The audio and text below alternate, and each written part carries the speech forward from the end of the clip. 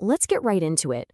What if I told you that every single choice you make, from what you eat for breakfast to chasing your biggest dreams, it all starts with one tiny chemical signal firing in your brain? Well, that signal is dopamine. And today, we're going to pull back the curtain and see how it's secretly running the show. I mean, just think about that for a second. The same chemical that gives you that little urge to check your phone is the exact same one that fuels your drive to go after your biggest ambitions. It's this invisible force constantly pushing and pulling you. Now, when you hear the word dopamine, what's the first thing that comes to mind? For most of us, it's pleasure, right? We think of it as the pleasure molecule, that feel-good rush you get when you score a win or eat something delicious. But what if I told you that's not really the whole picture? In fact, it's a huge oversimplification. And the real story of dopamine is, well, it's way more fascinating and frankly, a lot more important for you to understand. So that brings us to what we can call the great dopamine myth. And here's the big reveal. Neuroscience has shown us that dopamine isn't really about the feeling of pleasure you get after a reward. It's all about the prediction, the anticipation that you might get a reward. That's the key. Think of dopamine as the molecule of motivation. It's the chemical of wanting, of seeking. The actual feeling of pleasure? Yeah, that's handled by a whole different set of chemicals in your brain. Dopamine is all about the chase. I love this quote because it just nails it. Dopamine is that spark. It's that little voice in your head that's always looking ahead, always scanning for possibilities and whispering, "Hey, over there, that looks good. Go get it." Okay, so how does it actually work?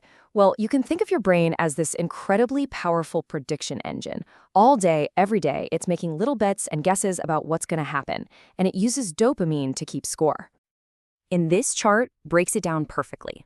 Let's say you expect something nice to happen, but what actually happens is way better than you imagined. Boom, you get a massive dopamine spike. Now, if you get exactly what you expected, nothing really changes. But the flip side, if you expect something great and you get something disappointing, your dopamine levels don't just dip, they crash. This whole feedback loop is everything. That spike is your brain screaming, "Whoa, whatever you just did, remember that. Do it again." And that crash is your brain learning, "Nope, that was a waste of energy. Don't do that again." It's literally how your brain learns what's worth your time. Okay, and this is where it gets really interesting. If the biggest dopamine spike comes from a positive surprise, then what's the most powerful motivator of all? Unpredictability, the maybe. And once you get this, you see it everywhere. Why do you keep checking your phone? Because maybe there's an exciting message. Why do you endlessly scroll a social media feed? Because maybe the next post will be amazing. It's that maybe that keeps the dopamine system firing, creating these powerful loops that keep us coming back again and again. But here's where the story takes a bit of a darker turn. Because this ancient system, the one that helped our ancestors find food and survive, can now be engineered and, honestly, hijacked in the modern world. Think about it. So much of our world is filled with these little dopamine traps. The people who design apps and social media platforms, they know all about the maybe reward loop. They intentionally build features like infinite scroll and pull to refresh to give you an endless stream of tiny, unpredictable rewards that just keep you hooked. So, what's the big deal? Well, when your brain gets flooded with these easy, cheap dopamine hits all day long, it adapts. Your baseline for what feels good actually goes down. And the scary result is that natural, long-term rewards like reading a book or finishing a tough workout, they start to feel less satisfying. They just can't compete. Okay, I know that sounds a little bleak, but here is the most important part. You are not powerless here. You can't get rid of dopamine, and you wouldn't want to, but you can absolutely retrain your motivation system. You can learn to take the steering wheel back. So how do we do that? First, and this is a big one, start getting your dopamine hit from the effort itself, not just the final prize. Feel good about doing the hard work. Second, practice a little delayed gratification.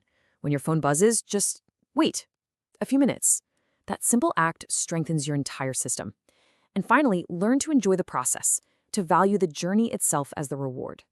So the key takeaway here is pretty simple. This isn't about depriving yourself or becoming some kind of monk. It's about being intentional. It's about understanding the system so you can consciously choose where you get your motivation from. It's about learning to direct your dopamine toward the things that actually matter to you. And that leaves us with this. The next time you make a decision, any decision, Just remember that dopamine was there first. It made a prediction. By understanding this, you're not just learning some cool brain science. You're learning the instruction manual for your own behavior. So when you feel that pull to do something, remember what's really pulling the strings.